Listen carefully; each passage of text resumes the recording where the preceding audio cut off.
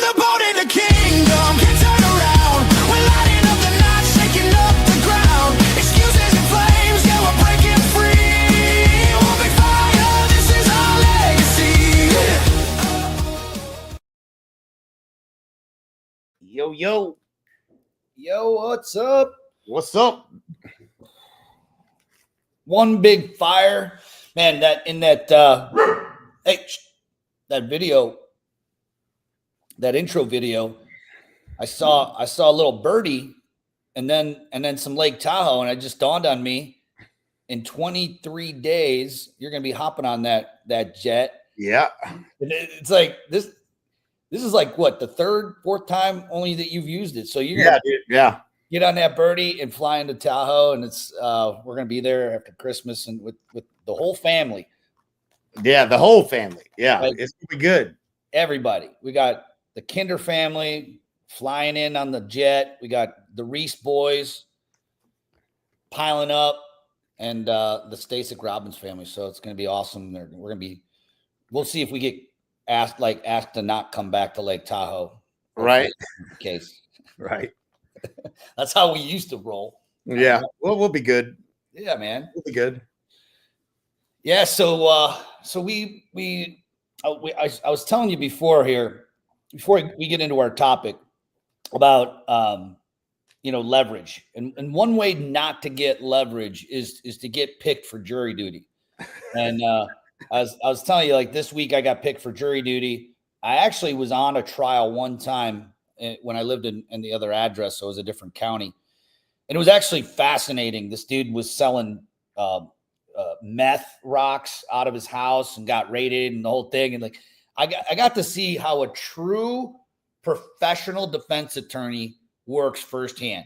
I mean, we see it on the movies, and we see it in the TV shows, and it was just, for me, fascinating. Like, a really, really good defense attorney is the best salesman in the world.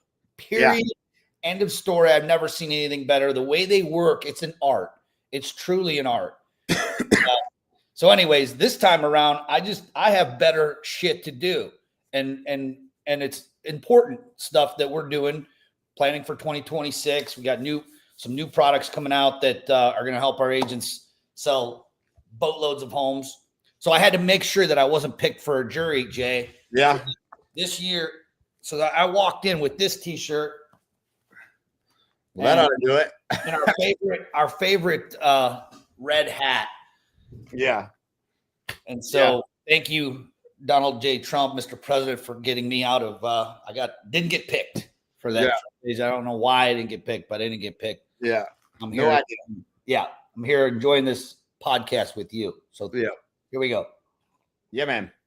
Yeah, dude. So what you got going on, man? What's new? Yeah, dude. Great. I mean, my week is bumper to bumper, call after call after call. Great. I mean, for me, dude, I love being elbow to elbow with the agent. Like, man, tell me what you're trying to do. And, we've just been blessed with, years of doing this. And, you get in this business and nobody gives you a game plan. Nobody gives you a map. And I had a call today. This will tie into this conversation today on leverage. And he has a full-time job and sells 16 homes a year, 5 kids, 4 of them on travel teams. His wife is concerned that if he sells more real estate, he's going to be gone more, and it's going to put pressure on her. And, I said, if you ever think, about going into a full-time, and he said, man, I got a pension if I do this for 15 years, and the ups and downs, because when you're primarily selling real estate by repeat referral sphere of influence, you have ups and downs. You have some months where you make nothing. And he was a teacher, so he had 3 months off a year. I mean, it made sense what he was doing, but he didn't want to get so busy that he didn't have leverage. So that was his concern. I said, man, let's go make the money, and then we'll show you how to get the leverage. Like, you could double your business pretty easily. You just don't have the mechanism in place for turning strangers into a customer increase conversations per day with people that want to buy and sell. If you put good systems in place, that doesn't have to be heavy. And, you can turn that on or turn it, and that's what he said he likes. He's like, well, I like the ability to turn it up or turn it down if I wanted to. I said, yeah. I said, but I said, it's a high class problem that you're so busy that that you don't have time to, you want to have control, because this business will take over your life. And so, I appreciated his, not willing to give up the, he said he was a glorified Uber driver. I was like, dude, I got 2 kids that I'm doing that with, and I can't imagine 5.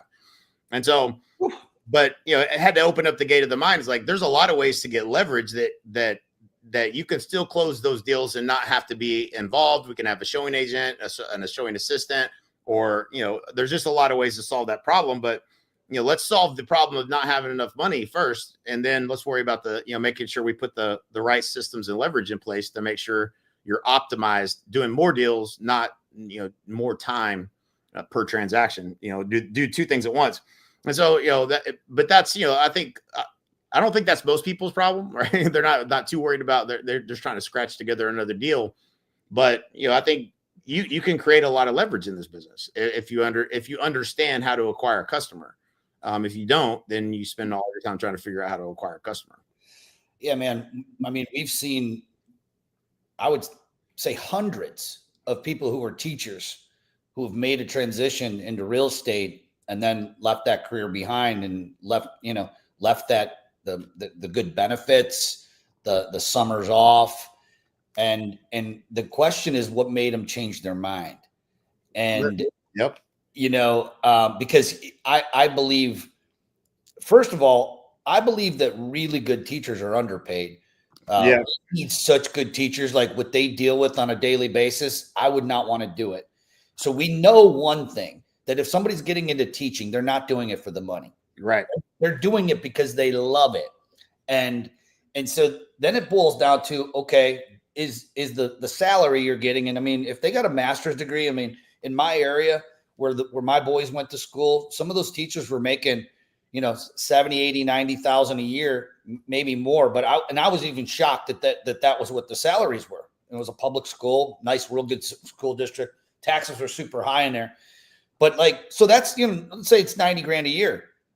The question is, what are you trading? So you're getting 90 grand a year with good benefits. Let's say you tack the benefits on top, that takes it up to 110,000 is the actual value. You know what I mean? Because of the benefits that are tagged in there. Right. And then you get the 2.5 months off during the summer, which is cool. Yep. What are you willing to do? Like what has to be true for you to trade that comfort zone? Because they're living in that comfort zone. What has to be true? Well, they have to have some level of certainty that they have to. I mean, for me, if it was me, I think if someone looked at me and said, what if I were to be able to double your income and you could still take time off in the summer, you just have to structure it right, would you consider stopping teaching? And I mean, I guess it just depends on how really much you're in love with teaching the youngsters, Right. I don't know. Yeah. But, I chose not to solve, the 80,000 a year pension 15 years from now. I mean, I get it. Okay. Let's keep that going, but let's not get there faster if we can. Let's get to a place where if you wanted to do it in 7 years, you could. Yeah. That's, obviously the pension, he has to be there 15 years, but if he invests, make some investments, he could probably get there faster if he's making triple or quadruple the money. Well, you don't really have a whole lot of control in that situation. You don't have control where your money and your pension's being invested, really. That's usually a union that has most control over that. And so, I think what it comes down to is, and what we're talking about today is, you're either playing a short game or you're playing the long game with your business. And we see it all the time. Agents who are trying to look for those quick short-term fixes are right back at the table trying to figure it out again the next month. Or maybe they think they got it. They see that thing online and it's like, okay, this is going to fix my business. I'll buy this lead system, or I'll buy this coaching program, or I'll buy this. I mean, you and I have bought it all. Yeah. We literally bought it all. Yeah. But what you end up having is a short-term strategy to solve a long-term problem. And the long-term problem, at least for us, and I would say 95% of the agents we meet, it's freedom. The goal is freedom, period. So the question becomes, how do I what does freedom look like specifically? Mm-hmm. This goes back to the perfect day exercise, which I love so much. And it kind of goes like, this is actually fitting that we're talking about this coming into the new year, but the perfect day is, and man, I mean, I'm going to venture and say that when you move to Puerto Rico, at least for the first year, maybe year and a half before like reality of where you were started really setting in, like you were kind of living your perfect day, right? Like you had the beach, you were in a Ritz style resort, perfect weather every single day. You're surrounded by people that are very successful entrepreneurs, billionaires, multimillionaires, meeting really cool people. And you were living your perfect day until you weren't, you know? And so but it boils down to like, I did that same thing. Like, I don't think that I could live on an island in the Caribbean. Yep. I discovered like maybe when I'm visiting there, I'm thinking, okay, I think I could live here until you're there for a long period of time and you're ready to go home. Do it for 4 years. Do it for 4 years and come back and talk to me. Yeah. That's what I'm saying. So everybody's version of what freedom is different.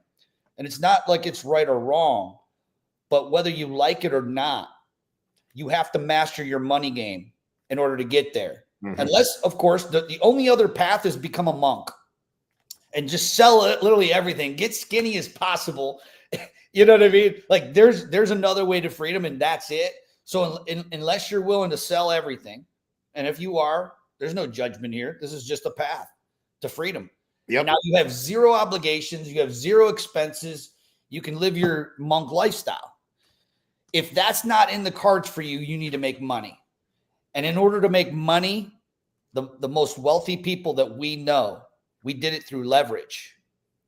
And it's not through grinding every single day and trying to find, this solution, that solution. It's finding leverage in your business and focusing on the high leveraged activities. And we know what those activities are. High leverage activities, listing appointments, getting face-to-face. When you were growing your business, Jay, I'm talking before you grew the team in Lawton. Yeah. You hired, correct me if I'm wrong, 3 or 4, maybe even 5 staff members. Yeah, right? it was 4. 4 staff. I didn't know what I was doing. There back then there wasn't really teams. That was the Red Book hadn't even come out. So yeah, so I didn't know what I just knew that I didn't have time to do all of the things that I didn't like doing and I wasn't any good at, and having somebody do that stuff while I did the stuff that I felt like was I wasn't thinking, oh, this is higher leverage. I was like, man, I got leads I got to call, I got people I got to show. I can't be over here doing this stuff. Later I learned out this was a really good process, but I delegated all the things that were low dollar per hour, that I could pay somebody $8 or $10 an hour to do. And I did all the things that, and I got to 233 transactions before I ever hired any agents on my team. I had four admin. And yeah, dude, it was, I don't recommend that necessarily, but I certainly made the most money that you could make out of that. My margins were strong, for sure. Right. But you grew that, ended up bringing on some agents, getting more leverage. Your whole core of the building of your business was all built off of leverage. Everything was leverage. Yep. And it got to a point, Al, where I remember, I'll never forget, this guy's name was Lester Warren. And I bet I showed him every house between 100,000 and 400,000. Now that's because he couldn't decide if he wanted to get a littler house and fix it up or a bigger house and not have to do any work, because he was not a qualified buyer. I worked with him mainly because he was in charge of the recruiting and hiring at one of the third or fourth largest employer in Lawton. And so he was a conduit to a lot of referrals. But I was always in the car showing this guy. And so hours and hours and hours. And at a certain point I was like, man, if I didn't have to do this, like I got this listing appointment I could be on right now, but I was losing deals because I wasn't able to follow up. I wasn't getting face-to-face on the listing and I was too busy. And I was like, I can't do buyers anymore. I have to shift. because I was missing opportunities. And that's when I hired the first 3 buyer's agents and started delegating that. The buy side, I had the relationships with most of those buyers, and then I handed them to the buyer's agents. And in lieu of that, I went and spent 2 hours with the seller and got a deal instead of spending 21 hours with the buyer and getting a deal. And that was why it was, a high leverage activity. Yeah. First thing I did, and I got those buyers off of my plate, and got a showing agent, and she was amazing. Her name's Roseanne, and we're gonna send prayers her way. She needs them. Roseanne's an amazing human being. We love her. So yeah, man. So it's really kind of like, I was just talking to someone the other day about our system, Funnel Pilot, and they actually didn't know who you were, but what they did know was that you sold over 530 homes in 1 year. And in order to do that, you had to have leverage in your business. And that's really Funnel Pilot. We should have called it like Leverage Pilot because Autopilot, because literally what we built is a copy and paste paint by number system to take the exact system and systems that Jay Kinder built a business that sold 530 homes in 1 year. Number 2 agent and Coldwell Banker. We take that, copy and paste it right into our agents' businesses, and guess what? They're making 6 figures. Brand new agents like Travis and Lawton, following in your footsteps in your old backyard. Just bought him his first house for him and his daughter, and he was living with his parents when we met him. Yep, he was living in their back barn that they turned into an apartment, actually. Right. Okay?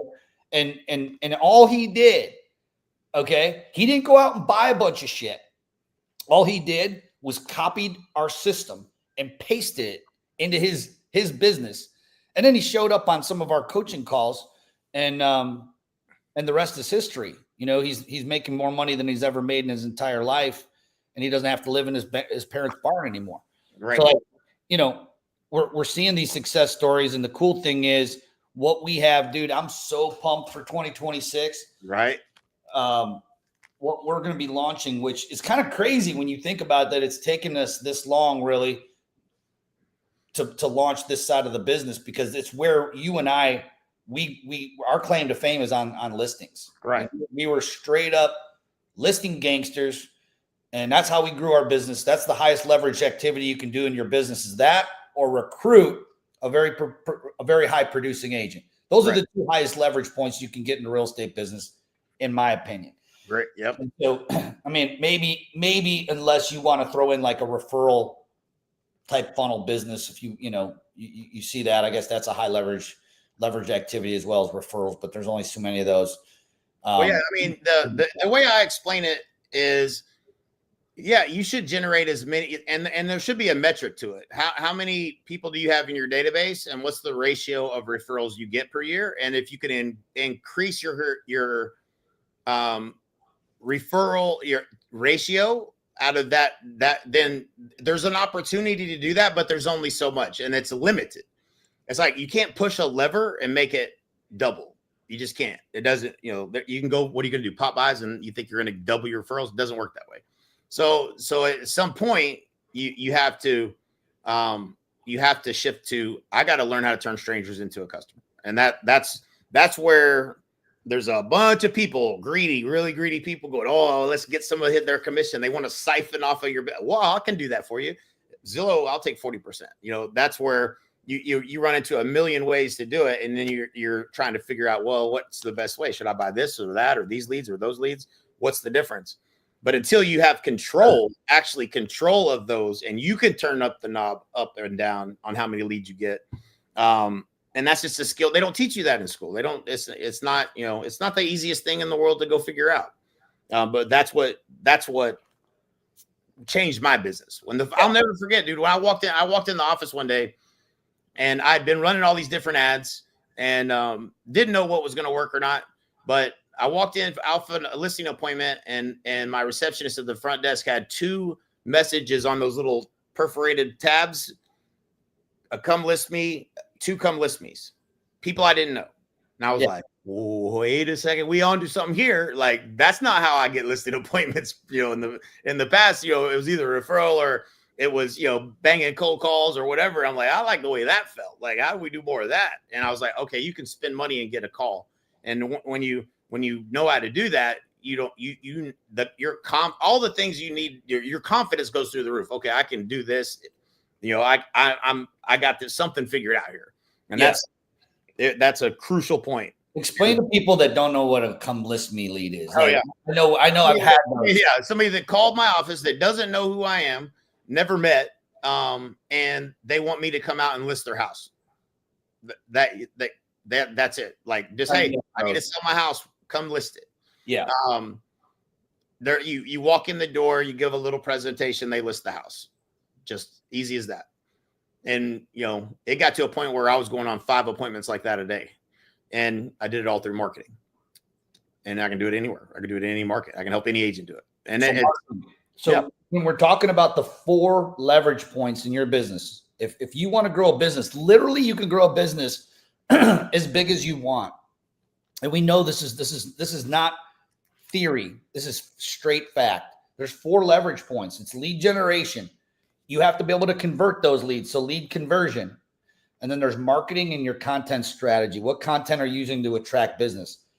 You ended up with come list me leads because you mastered marketing. Mm-hmm. And when we hear it so much, it's become cliched, but it's so hard to figure out. Like, well, marketing is such a big word. Well, what do you mean? When you're able to be the goal, Jay, and for you were thought of either number 1 or number 2 in your market. That was it. If you're number 3, you're out, right? Yeah. It's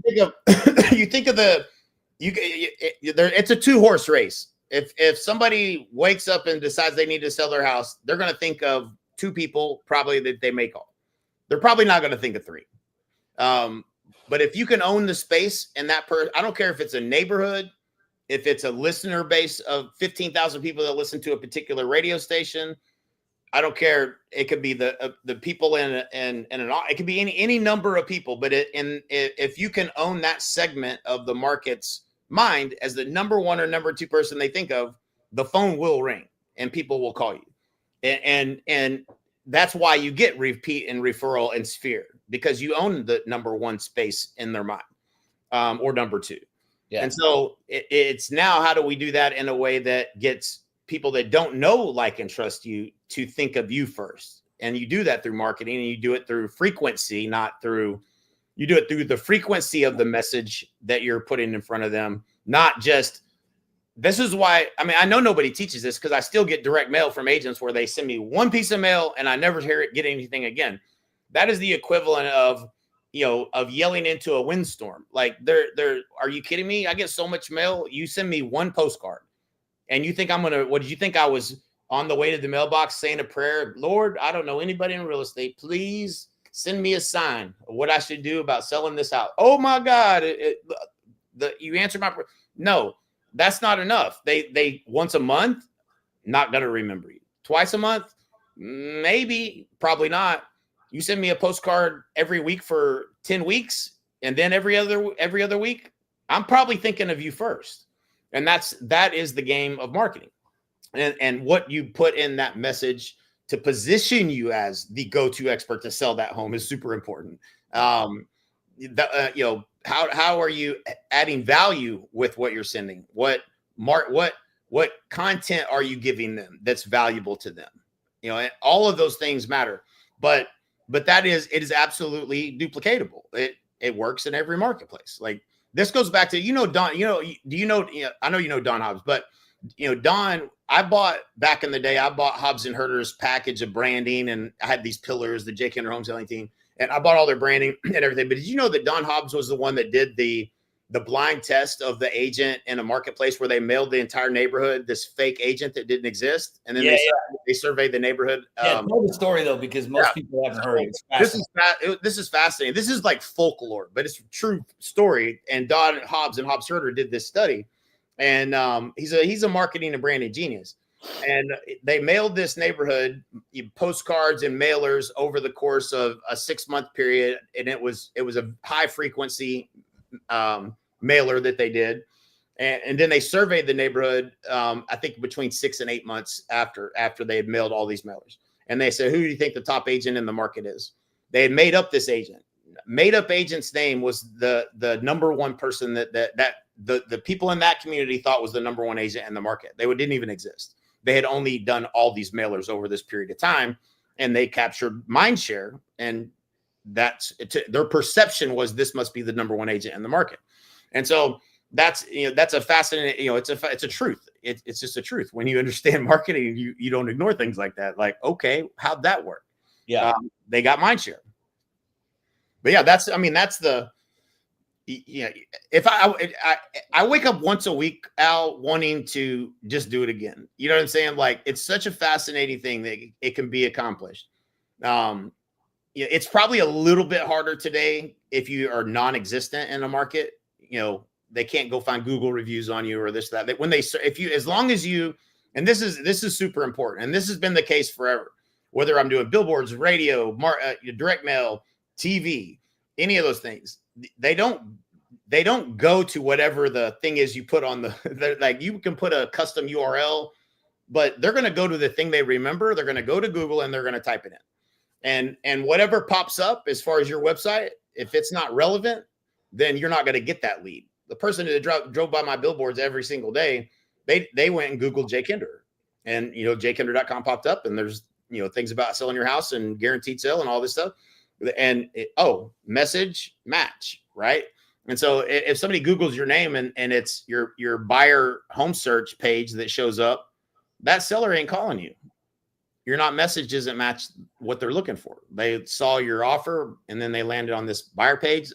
It's not the connection. I don't understand what, it's not the right message. Yeah. Like it's super, all of those things are super important. And we did radio for, somebody made a comment. I was on a call the other day and she coached with us back in like 2007. And she's like, you ever think about how many people have come through like the things that you've done over the years? And I was like, man, I don't ever really think about it. I said, I know a lot of really cool people that went out and did the work, and I didn't do anything. They just happened to cross my path at some point, and hopefully I added some value, but I didn't make these people. They were going to win. We gave them a good formula for help winning bigger and faster a lot of times. But, the top agents across the country, they all understood the principles of marketing, all of them. They all have the phone ringing every day with people wanting to list their house.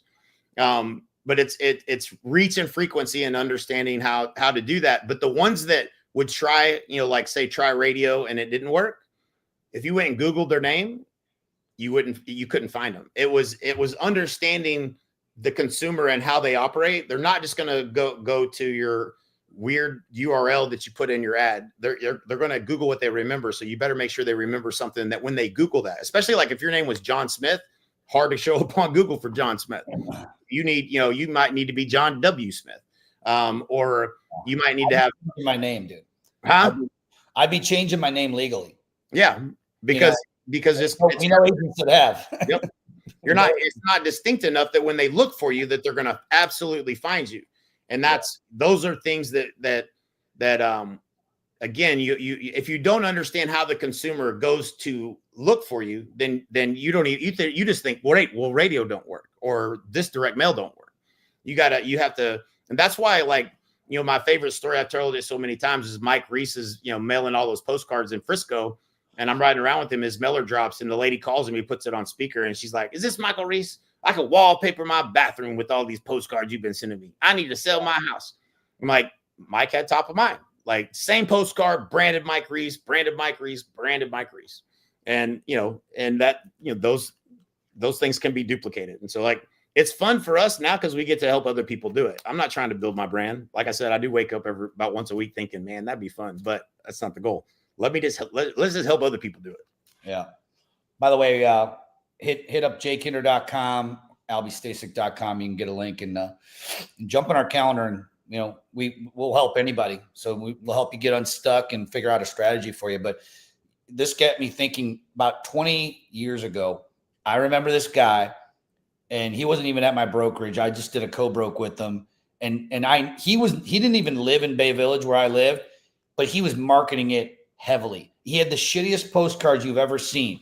Not only were they just bad, like the messaging was bad, and the paper that he used was so cheap that it would, like, if it was raining even a little bit, it would bleed. Right. This dude was taking over like you wouldn't believe. And it was like the shittiest thing. The marketing was awful. Okay. But the point is then all you needed to be was consistent. You didn't even need to be good. Today, I don't think that you have the luxury of not having the right marketing message, because as you said, you were getting mailed from somebody who barely ever mailed the consistently. But even if you're consistent, you're mailing me once a week and I'm seeing you. Yeah, I guess your mind, in my mind, I'm going to see your name. So you're going to live inside my brain a little bit from a marketing perspective. But if it's shitty marketing and I'm getting better marketing and I'm looking for someone who's going to be, an actual professional marketer, you need to have your stuff dialed in. With AI these days, if you have crappy marketing, you're done. You're basically flushing your money down the toilet. Still, dude, to this day, I was driving back from yesterday when I came back from court, and I see billboards with the same bullshit message that I'm seeing these agents, and I want to call them, not to call them out, but just truly to help them. And they're not even with EXP or nothing, but thinking of buying or selling this year, So call me, or there's some weird thing. And it's like, when I see it, in fact, I was out in Sandusky where I keep the boat, and on my way home, I saw one of our agents had a billboard up, and I took a picture of it. I'm like, I'm calling this guy. I'm like, brother, change that billboard up. How about I didn't even say that. What I said is, how many calls you get from that billboard? And he's like, I don't know.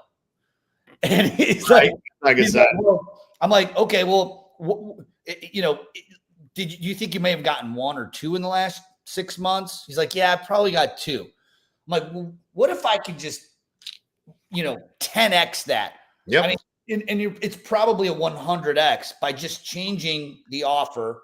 Yeah. And changing how I actually made this mistake. I got creative one time and changed up. You get tired of looking at your own shit after a while, and we're gonna change it up.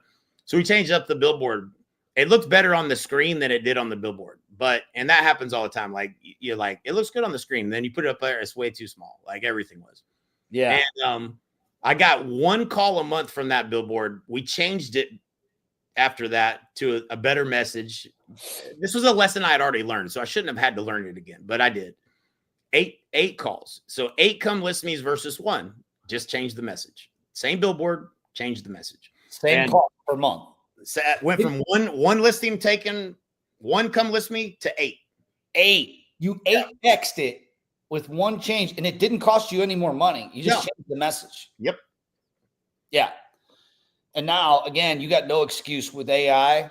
You have, if anybody's out there putting billboards out with the same message we read in 1985, I just feel bad for you, because you're flushing. You might as well just take that stack of money you're spending and take it into your bathroom and use it to wipe your bottom, because you're going to get more usage out of it than spending money on a billboard with a dumb message like that.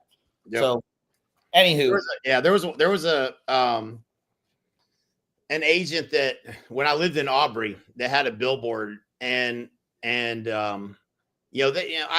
know, they were like, they probably made this big decision, man. It's like probably $500 a month for this bill. It was kind of a smaller billboard in a little small town. And like, we're going to spend money on marketing and do this billboard. And it, what they put on it, discounted if you list with us 1%.